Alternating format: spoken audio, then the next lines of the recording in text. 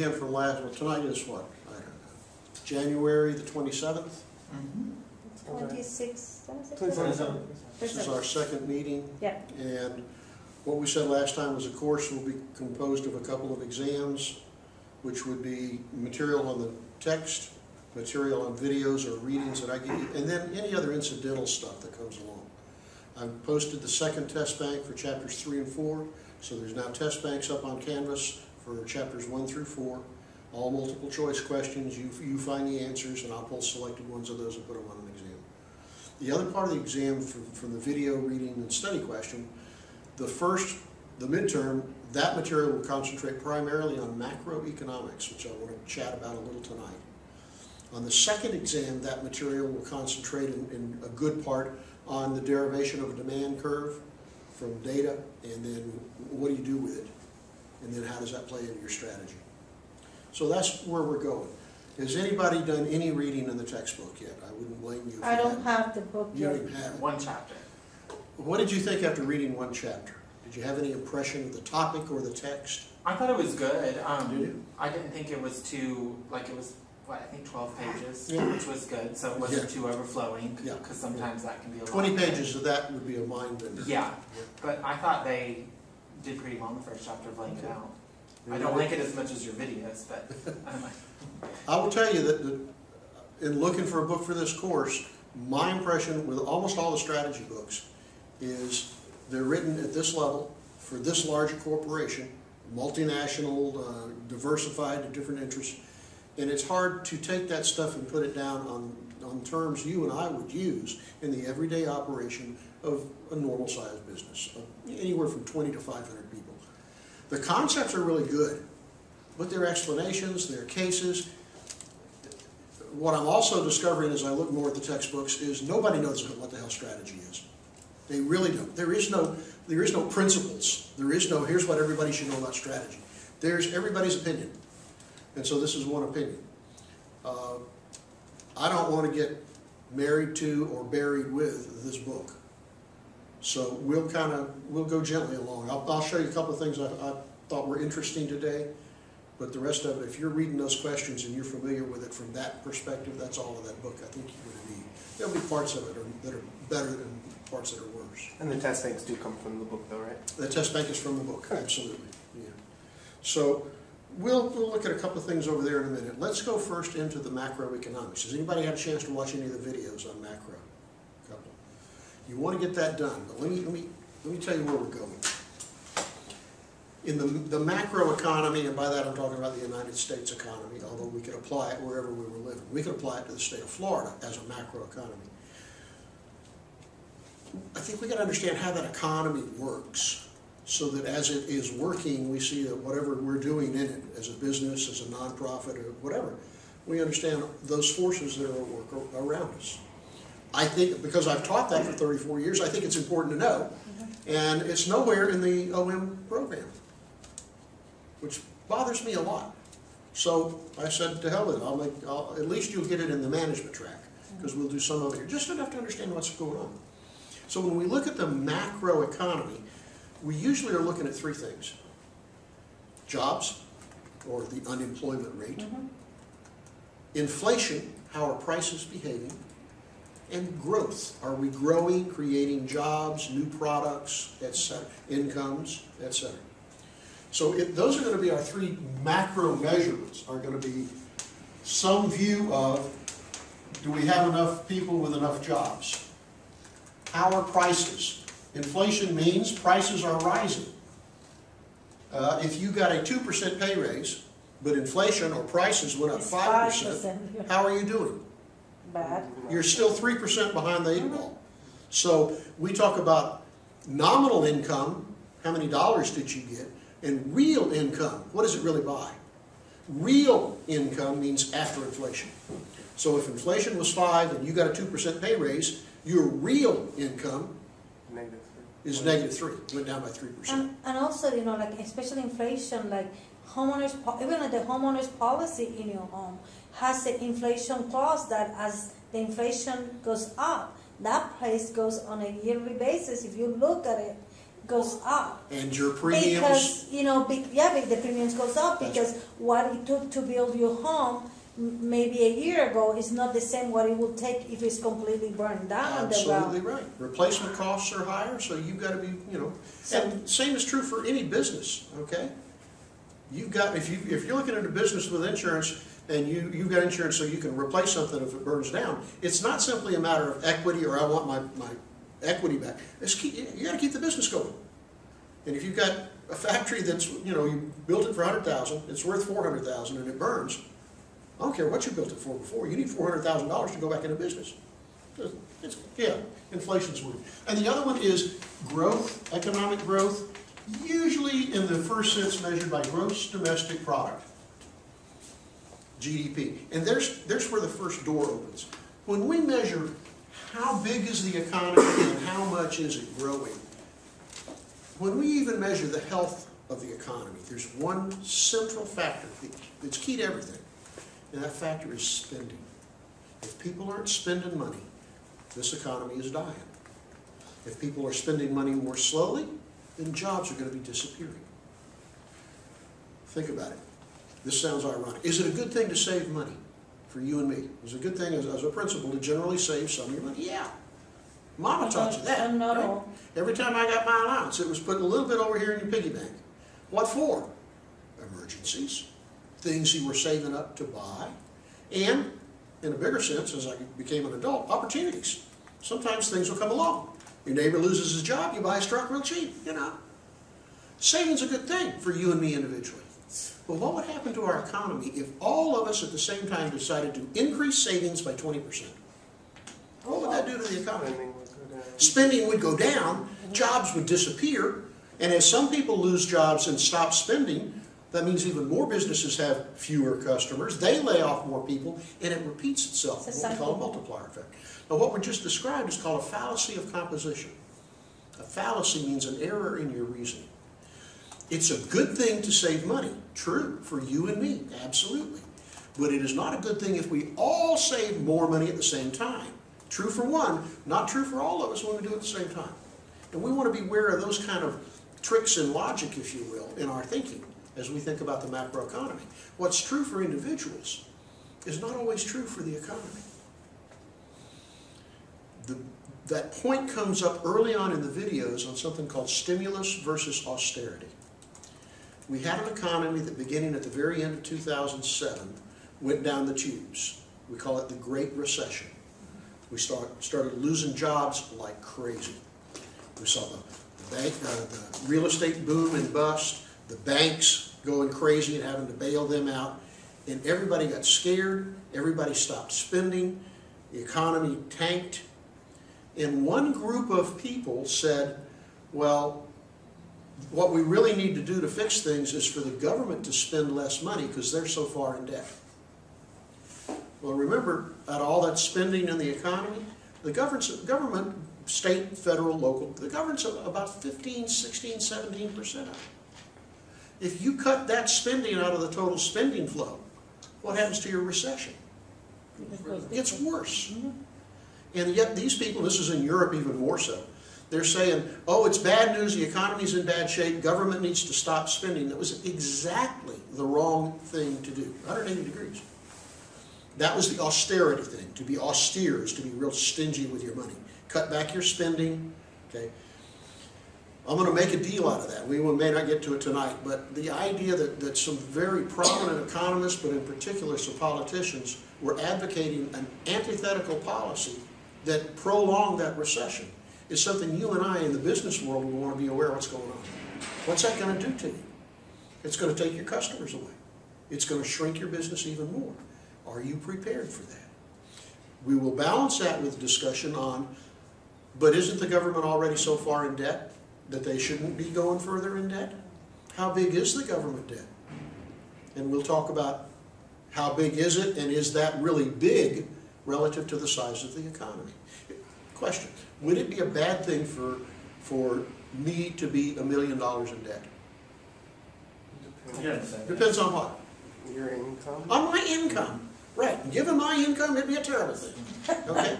But if my name is Bill Gates, it's kind of chicken feed. Yeah, whatever. Okay, so when you talk about how many dollars we have in debt for our country, to say, make that statement, we're 16, almost $17 trillion in debt.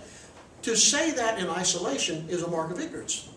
It sounds like a huge amount of money until you ask, well, how big is the economy? Okay?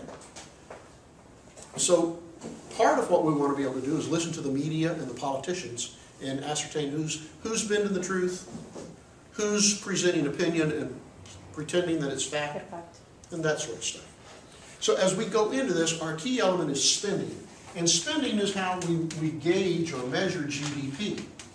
And we count spending in 4 different areas. And we want to be familiar with the terminology here. And you'll see this, again, if you're reading business periodicals, this is common literature, common terminology. Spending comes from households. Me and you buy a pizza and beer. This is called consumption spending. And that's about 70% of our economy. Our economy really dies or thrives based on how you and I and all consumers are spending. Now, what's the key ingredient in determining how much you or I spend? How much would you pay? So, How much we got? What is our income? If you look at incomes in the United States over the last 30 years, you're going to find that in the middle class and the lower income classes, their income has stayed very, very slow growth. Not flat quite, but growing very slowly. And what does it look like for the next 10 years? Do we see those people getting ready to move into great high-paying jobs and making more money? So I think that's a very troubling factor as we look at the environment for the future in America. We got a huge group of our population that their consumption spending is not going up by very much at all. I don't understand how we're going to grow the way we have in the past if we have a huge segment of our economy who doesn't have any money to spend. Keep that in the back of your mind. Second area of spending is spending by businesses. Now, businesses, they buy inventory, they pay their workforce, they build new structures, capital, they buy equipment. All of that has a unique term in macroeconomics called investment spending. Investment spending means spending by businesses. Note that both of these spending flows, and in fact all of them, create jobs, and therefore create incomes, and therefore create more spending. That's the key element they have in common. They create jobs. Third sector of spending, government. And by that I mean state, local, and federal. And we have a unique term for that called government spending.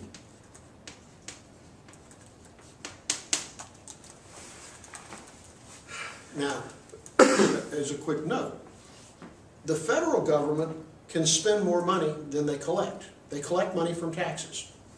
They're able to spend more than that by going out and borrowing as long as people will loan them the money.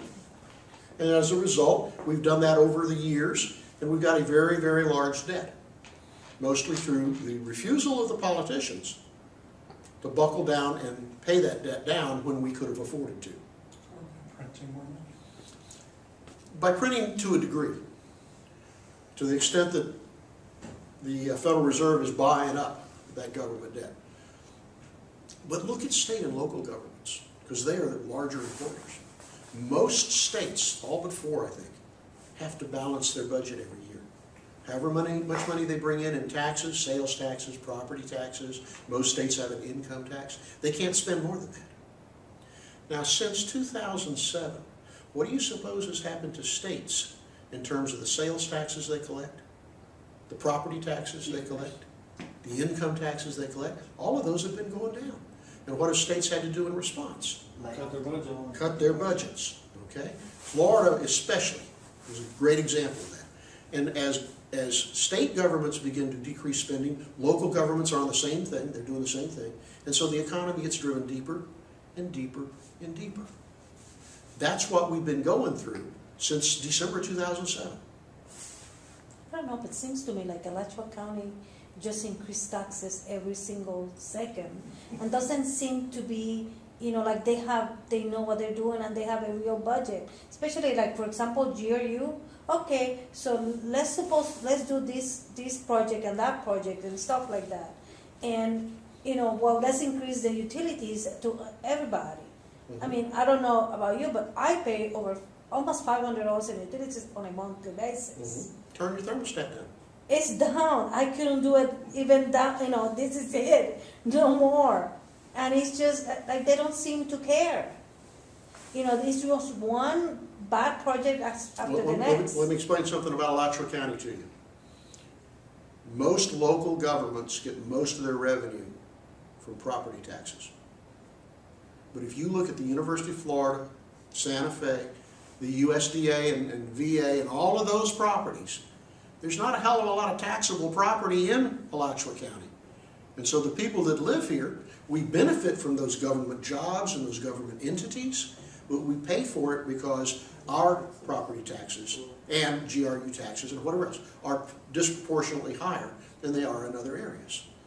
Now, traditionally, the good news was that if the economy went to hell, the government kept working.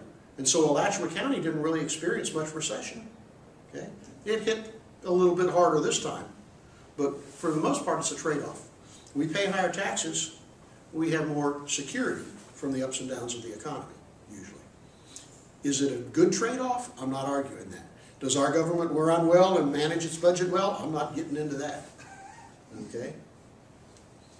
But they are constrained because they don't have the tax bases that many other communities do. Part of our problem. Yep. Last form of spending we call net exports. That is, how much stuff did we sell to everybody overseas? Or we call it the foreign sector, if you will. And that is, how much did we import minus how much did we export? How much did we buy from China and how much did we sell everywhere else? And that means in the bottom line, this has been a negative number for many, many years. We spend more abroad than we bring in.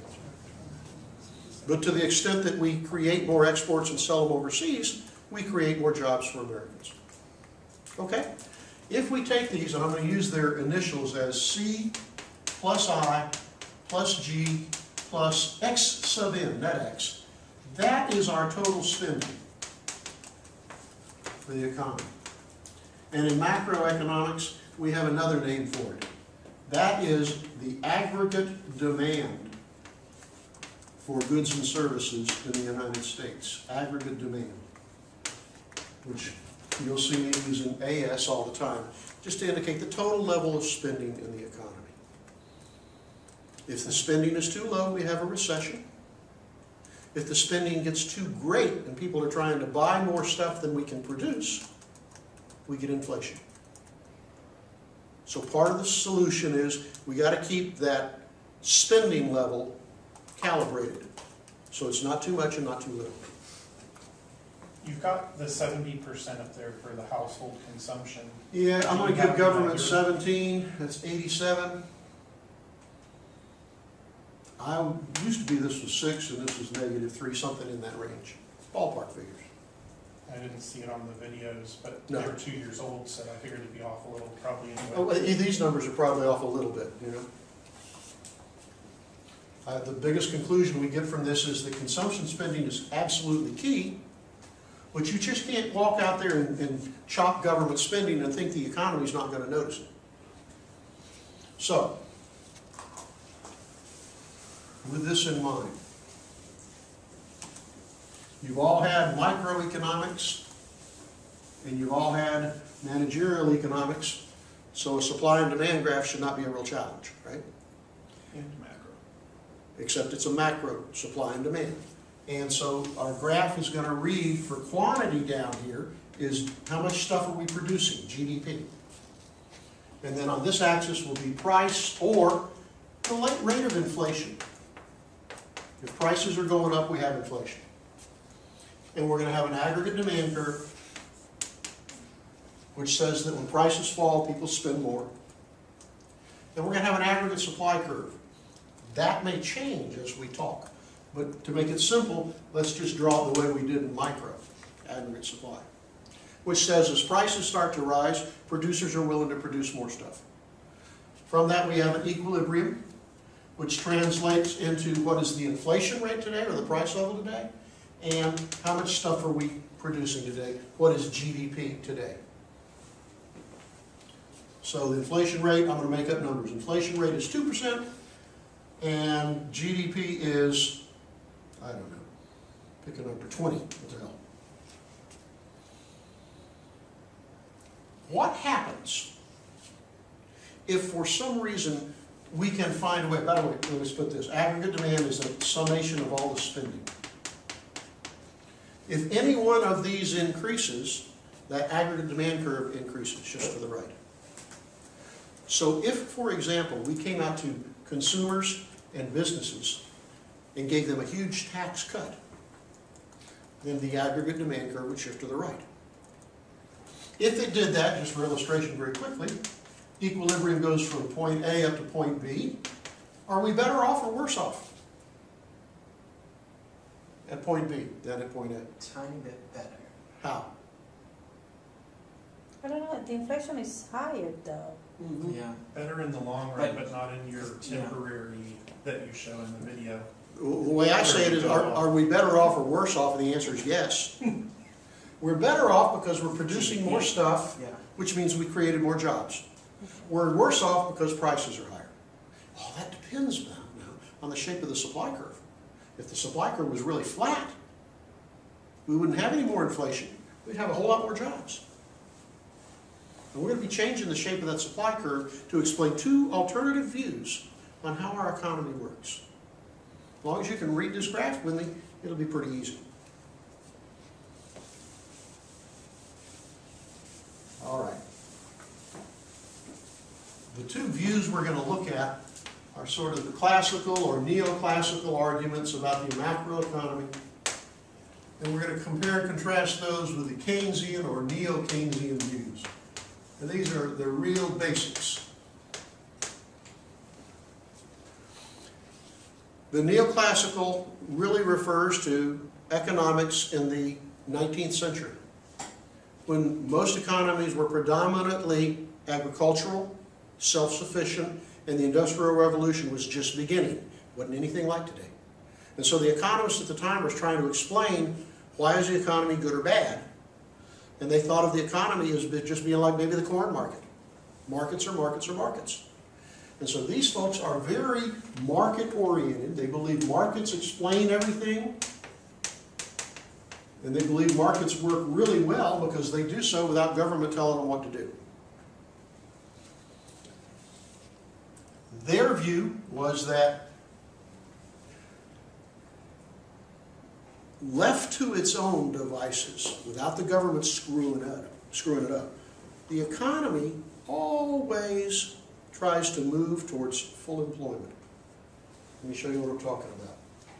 On our graph, when I write Q for GDP, this is no GDP and more and more and more and more and more. There is some point out here, let's say this level, that's the most we can produce at any point in time, called full employment, QFE. These folks believe that that aggregate supply curve looks like this. It's a vertical line. Wow. So that if aggregate demand, spending now, right? If aggregate demand falls down to here, from 81 to 82, this is kind of what happened in 2007 with the recession. This is kind of what happened in 1929 with the stock market collapse and the start of the Great Depression. And when you get a tremendous drop in aggregate demand, you go from point A and eventually end up down here. I'm going to call this point C. What's the difference between A and C? Inflation. Inflation. Does everybody still have a job? Yes. Absolutely. And they say there is an adjustment process that occurs. It looks like this. You go from A over to B temporarily. At point B, what's going on in the economy? We produce less. We ain't buying nothing. There's no spending. As a result, there's a very low level of GDP, and what about unemployment? Going up. It's up. Unemployment here might have been 5%. Now it's gone up, let's say, to 11%. Wow. Point B is the depths of the recession or the depression. But the classical view is this is a temporary thing that's going to fix itself. How is it going to fix itself? This is the important part. Simple. We're going to go see a huge drop in spending, let's say, this decrease in aggregate demand. It decreases 81 to 82. As a result, sales for businesses fall. Without sales, they lay off employees. No employees, less spending, less consumption. Which repeats itself for a while. Employees are laid off, they're not spending, so other businesses see a decrease in sales. But they say, look, once you've done this, you now have a surplus of workers. Surplus meaning unemployment. Sounds pretty clinical, doesn't it? No real pain in that word. And what happens anytime you have a surplus or an excess of something? What happens to its price? It falls. What's the price of labor? What do we call it? Wages. Okay? So as a result of this unemployment, this is big key number one, wages are going to fall. Huh? We'll work for food. That's right. There's a bunch of people out there that want to work and they'll work for cheap. So if you won't take a pay cut, I'll replace you. So you take your pay cut.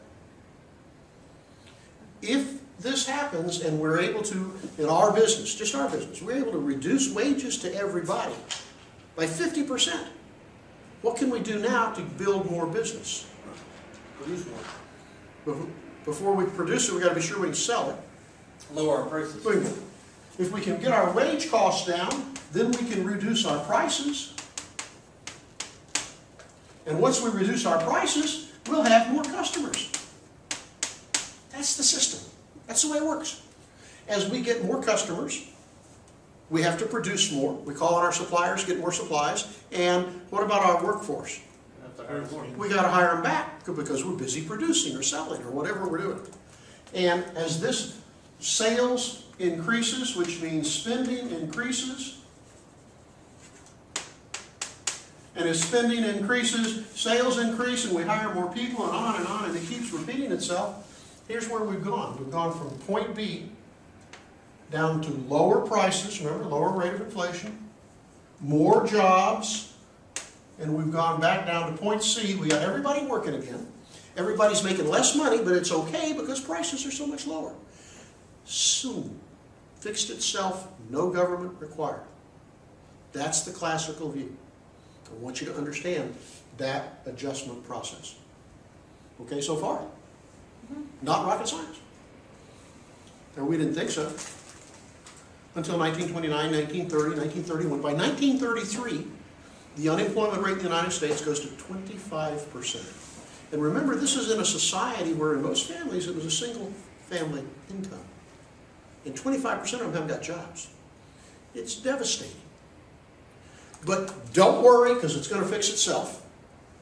Well, wait a minute, Your Honor. Things went to hell in 1929, 1930, 1931, 1932. We vote out Herbert Hoover. We vote in this communist Democrat guy, Roosevelt. 1933.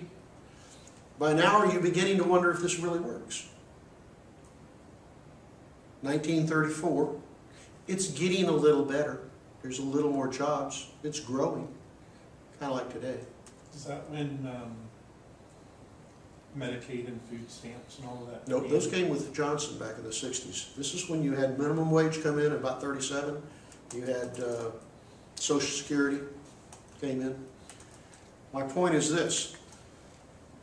This was working, but it was working so slow you were looking at years of people without jobs. 1936, this guy comes along, John Maynard Keynes, and he says, and he's believed this all his life, that's what he was taught. He's watched the recession in Europe, the Depression in Europe after World War I, and now he's watching it happen in the United States, and he says, oh my goodness, I've been thinking about it and I figured it out, this is all wrong. So the second thing you've got to know in crisp detail is why did Keynes say this doesn't work? Let me put it back up here. Wages prices, sales. Why didn't it work, Mr. Keynes, Lord Keynes? Number one, wages don't fall very far, very fast. Workers resist those wage cuts like crazy. Think about it.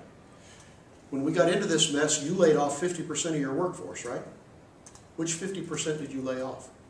The best or the worst? The worst. The worst. So you have nothing left on your workforce but your very best people. And when they tell you they're not going to take a wage cut, it's going to be kind of difficult to force that through. It's going to be kind of difficult to replace them. So will wages come down? Yeah, give it a little time. Let them hurt. Let them sweat. They'll eventually take a wage cut. But in the meantime, the economy's still stumbling along. So Keynes' term, wages are sticky down. They're really slow to adjust. So this nice little clean supply and demand model looks really good, looks really efficient, but works like, you know, swimming in peanut butter. He says the second thing is, even if employers can get their workers to take less wages, how fast do they want to cut prices? Now, If you cut prices a lot quickly, what's your competition going to do? same thing. They've got to cut prices. And the next thing you know, you're in a price war bidding your prices down. What happened to your profits? Going down. They're going down too. And the And productivity you can't better pay comes people. up. And you hope the productivity comes up. So, will prices come down? Yeah, eventually. But only grudgingly, only slowly. Prices are sticky down.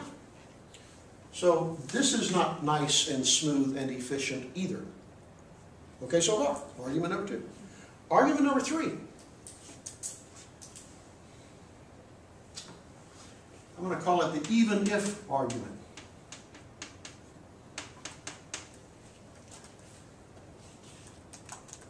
You cut people's wages. Let's say you cut them by 50%. And then you cut your prices by 50%. Are they going to go buy more? You've cut their purchasing power. And you think they're going to go buy more? They can't afford to buy more. So even if wages and prices fall, sales aren't going to increase very much very quickly. We sometimes call that the purchasing power argument.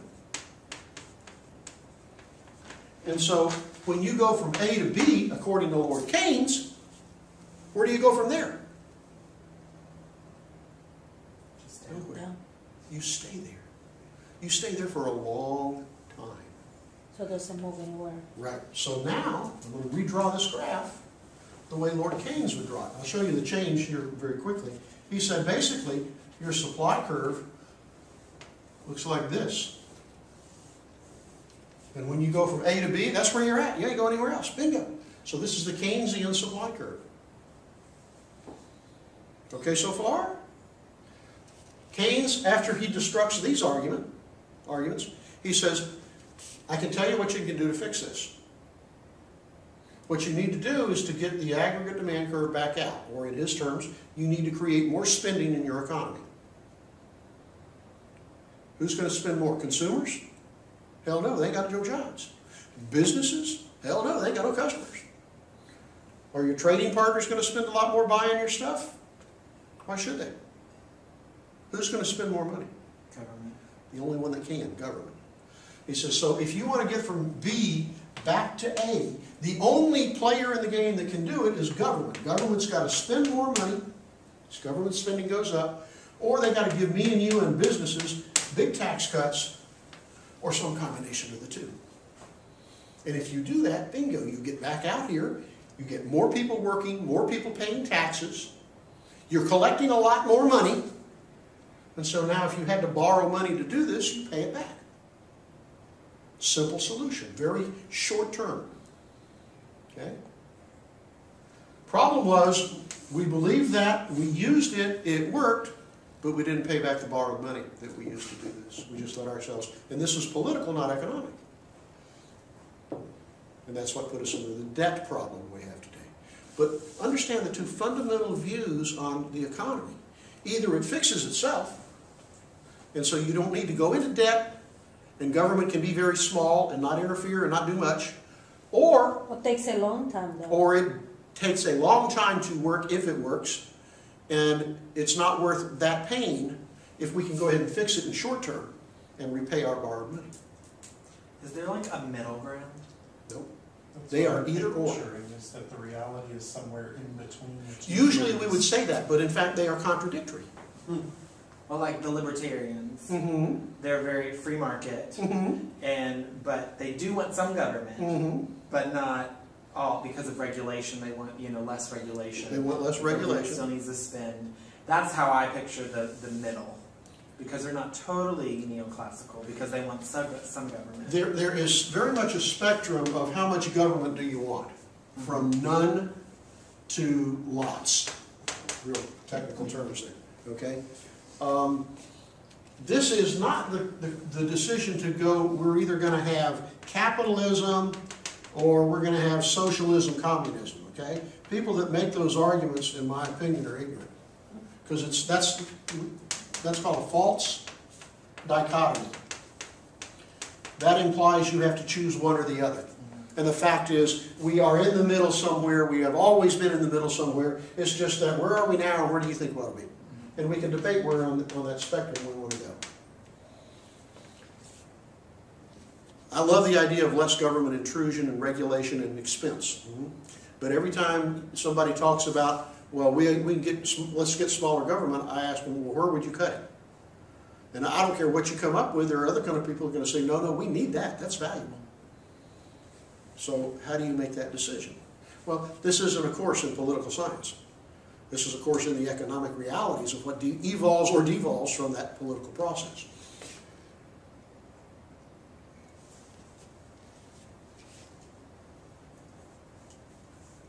The fundamental belief that the economy self-corrects, the classical view, was consistent with the idea that the government should not have much debt and it ought to pay down the debt because the economy was going to self-correct anyway. It didn't work. It didn't work in Greece, Portugal, Ireland, Italy, Spain. It didn't work in the United States. It didn't work in England. It has not worked. So if it doesn't work, why do you still want to try to do it? Now, we'll see in another discussion here later, we have a new chairperson of the Federal Reserve System, Janet Yellen. She is replacing, will replace Ben Bernanke. And Janet Yellen is very much of a Keynesian-oriented economist. She believes in these views. And I think that will be significant in seeing how the economy plays out. So I would encourage you, next time we meet, or anything you run across over the next couple of weeks, if it relates to the economy and political observations as well as economic, proposed policies, I think we ought to do this, I think we ought not to do that. I would like to have some of those discussions, and we'll frame them in terms of what does this mean to you or I in terms of operating a business. Is she the one that's been before the Senate hearings, wondering where the $6 million of printed money went that they can't account for? I don't recall $6 hearing trillion or that. whatever? But I suspect she would be the one to ask that question. Yeah. You got her, and then you've got, what's the senator's name from Massachusetts now? Lady. Her name went out of my mind. She's the one who basically helped establish the Consumer Financial Protection Board. And she's very pro-regulation. She feels the finance industry has gotten completely out of control. And that is what led to the Great Recession of 2008. I happen to agree with that, too. Yeah, me too. It's so hard because I'm like that. I think more regulation needs to happen in other places, and then less regulation needs to happen, and you just get in this like whirlwind. Yeah, there are clear cases of both. Yeah. It's just Absolutely. smarter rather than more smarter. Yeah.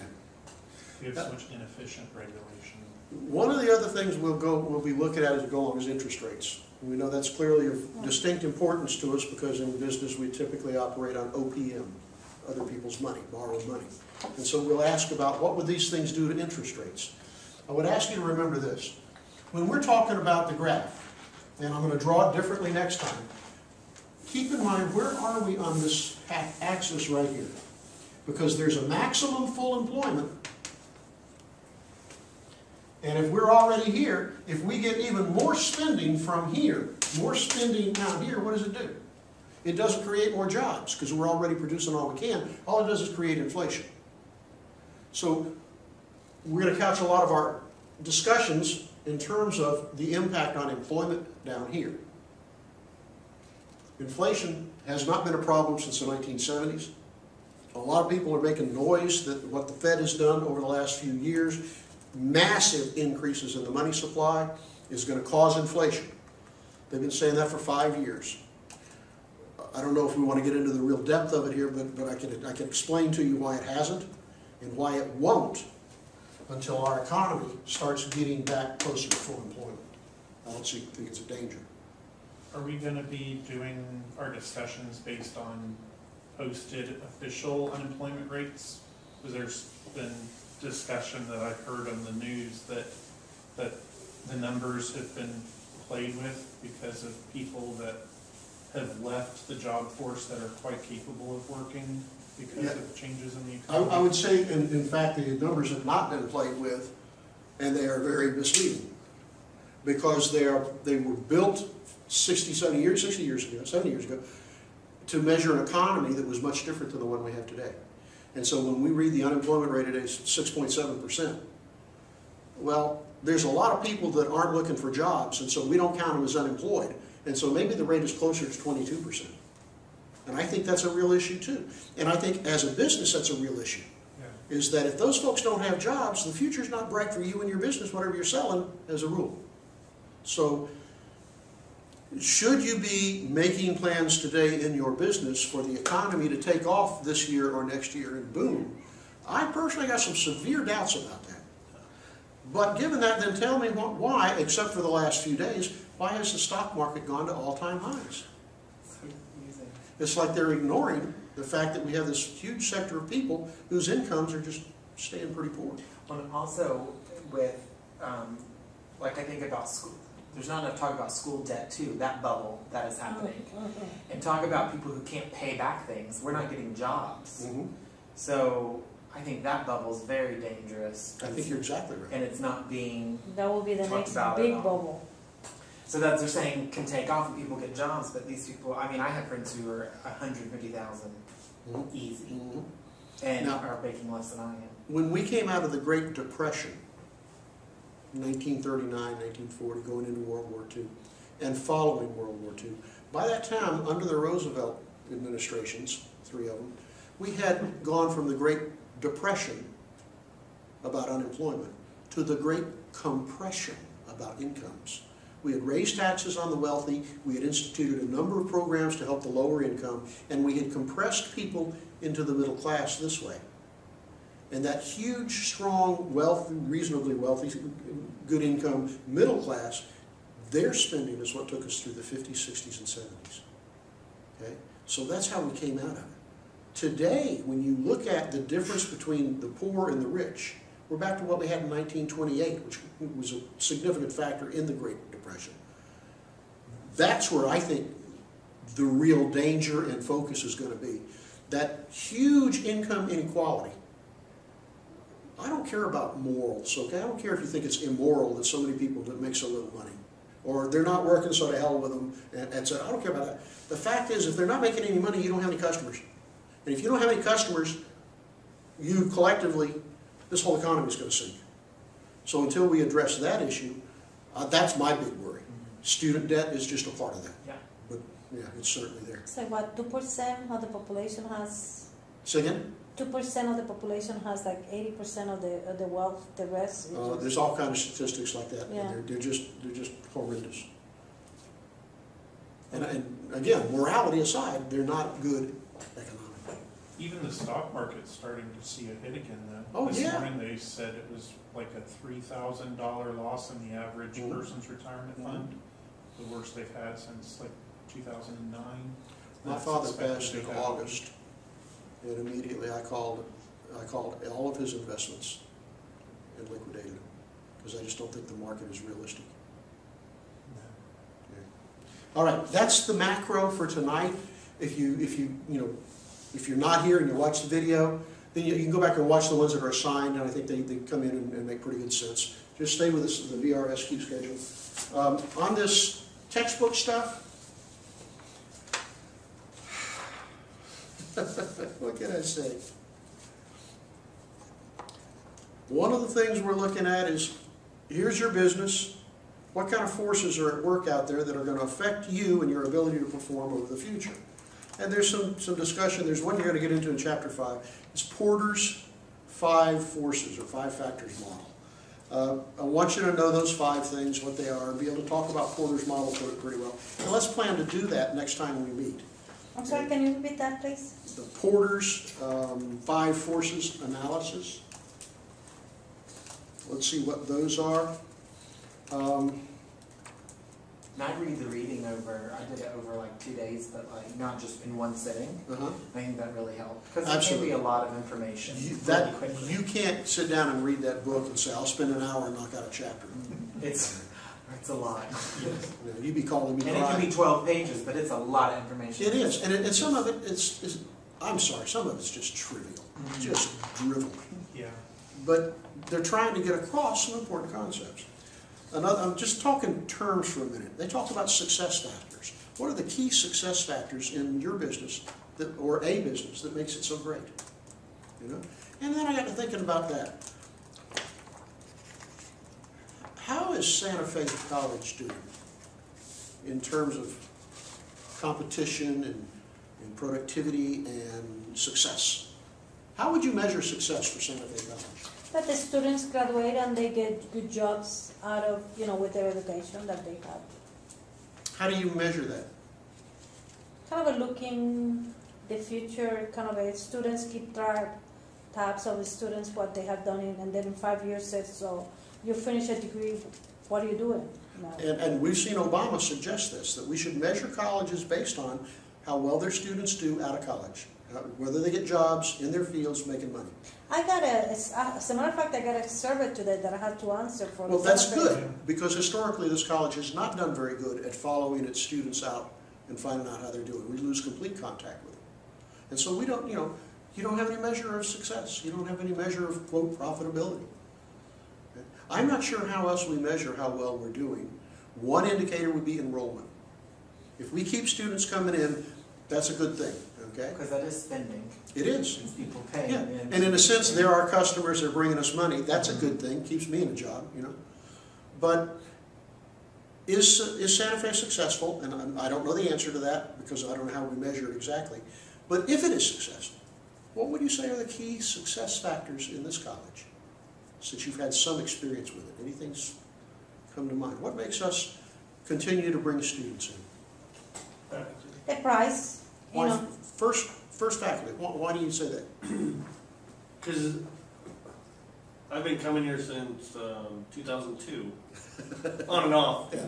full time since 2011, and and this is my last semester with my bachelor's, Mhm. and I maybe ran into one instructor or one professor that was not open to suggestions, didn't take criticism. Okay. And that's caused you to be a repeat customer. Correct. Have you recruited other people into Santa Fe? Yes. Okay.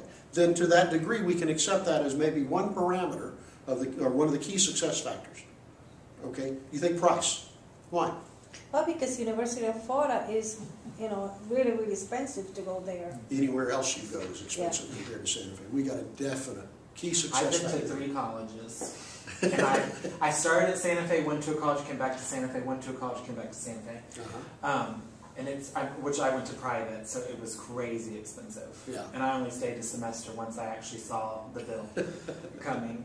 So I would say price is huge. And I've recruited people on price, people who live in Florida, even out of state is not horribly No, not compared to some. other private schools. Professors, since I've been coming here since 2005, on and off, like you have. And then the online program that has started like this was my major factor for coming back. Okay. And I think it's worked really, really well so Okay. far. This is my 4th semester with it and my last bit. Because I work full time and have to. I mean, I cannot just work part time, so I have to work full time. And I'm taking 6 classes, but it's been very, very, but I've enjoyed it even with the full load. Yeah? Everyone, all the teachers have been very generous and understanding, and I really like the online. Okay. I don't, you can It's a contribute convenience convenience. thing, the whole online, being a full-time employee working Monday through Think Friday, of- 8 to 5. Think of any other business in Gainesville that you think is successful. And what are their key success factors? Does anything jump out at you just immediately thinking about that? Local, Local businesses, yeah. you know, like locally owned. Oh, maybe not, whatever. I don't Public, know. Oh, the environment, I think The Publix is one of atmosphere. the most successful businesses around. What are their key success factors? it's a pleasure. customer Where service. shopping is a pleasure. That's their logo, if you will, their motto. Well, they, from what every Publix I've ever been to, they preach that to their employees. You go in, you see smiling faces. If you're walking around, they ask you if they need help. Good day, how you doing? It's just their business philosophy.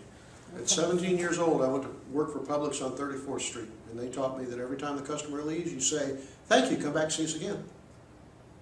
They taught us that when you get out of your car in the parking lot, you don't stroll in here with your apron in your hand and your tie in your hand. You are dressed and fit, and you are here ready to work at 8 o'clock or whatever your time is. You're not just showing up in the door and putting on your clothes or whatever. They are a well-run company. They get the message out to their people. They reinforce it. They keep the place meticulously clean. You ever seen anybody upset at Publix? I see them once in a while. I've been one once in a while. Boy, they take care of you. So I think you're right. There are some real good key success factors that if we've been into Publix, we could all sit around and talk about. And they were the first to do buy one, get one free, or one of the big starters in Okay. the food industry. Okay. Pricing for them, they're very competitive to other people. One time I left a bag behind, and they had like bananas and grapes. A couple just was produce, but I don't think it was even $10 worth of stuff. But I went back and said, "Hey, you know, of all my stuff, this is the only thing that didn't come up." I walk out of there, and the manager is pushing me like, "Here, you have to have this bottle of wine." I'm like, Yep. Mm-hmm. It was just a $10. So I said, "Okay, you want to give it to me? I'll take it."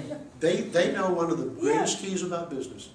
It's a whole lot easier to keep people coming back than it is to go out and find new people when the other ones leave you. And Okay, they- we'll be they- thinking, go ahead, yeah. They know how they're differentiated in the market, and they take advantage of that. When you go into a Publix versus their competitors, Walmart or Winn-Dixie or Albertsons or whatever, there's no comparison in the way Publix looks versus the way Winn-Dixie and So we could start asking Albertsons questions. and- What's the difference in the values of that company versus some of these others? What do they think their mission is? Please the customer.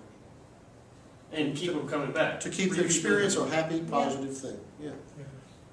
As you read the book, think about some of these successful companies, or even some that aren't. I've had a few of those. And interpret it in that way. And if you can, jot some notes down, bring them in, let's chat about them. This book has you doing things in a particular order. I have a bias that says, and some of you took my micro or macro, I made you write a choices paper about yourself. It's kind of like, who are you and where are you going? Kind of like, almost not quite, a strategic plan. And the first part of that paper, the way I set it up, is not what is your mission and not as what are your goals or your objectives. The first part of the paper is, what are your values? What are the most important things in the world to you? And knowing that, now paint me a picture of where you want to be in the future. That's the second part of the paper. If you know those two things, then you can talk about where are we going and how are we going to get there, the strategic plan. But if you don't know your values and you don't know where you're going, you're wasting your time. And I don't know if you recall that, but I recall when I was 18, that's exactly where I was. No values that were clearly stated, just kind of figured them out, and no real well-defined, here's where I want to be in 5 years. If you know that, it's a different scheme. So whatever skeleton of sequential events you want to build, not just the one in the book, if you were given charge of a business, an organization, complete charge, how would you go about analyzing it and figuring out where you're going to go and how you're going to get there? Read the book in that vein, and please drop comments to me on the discussion forum. If you find articles or anything you wind up reading Let me know about them if they're any good. I don't need to read the bad ones, thanks. And chill. As long as you knock out those questions and watch these videos, grades are not going to be a sweat in here, okay? Just try and get what you can out of the course. Help me, too. Oh, the other thing you're going to do is you're going to identify one company or business, and you're going to take a look at what you perceive to be their strategy and their behaviors. And I need a suggestion. I need you to each send me 3 companies or individuals that you would consider investigating that way. I don't want anybody duplicating them, but that way, yeah, then I can say, yeah, give me a short paper on this company or this business or this person, and tell me what you see in terms of them and their strategic approach to management. Okay? Peace. If y'all haven't watched his videos, they're really good. Let me write that down. I'll make sure that's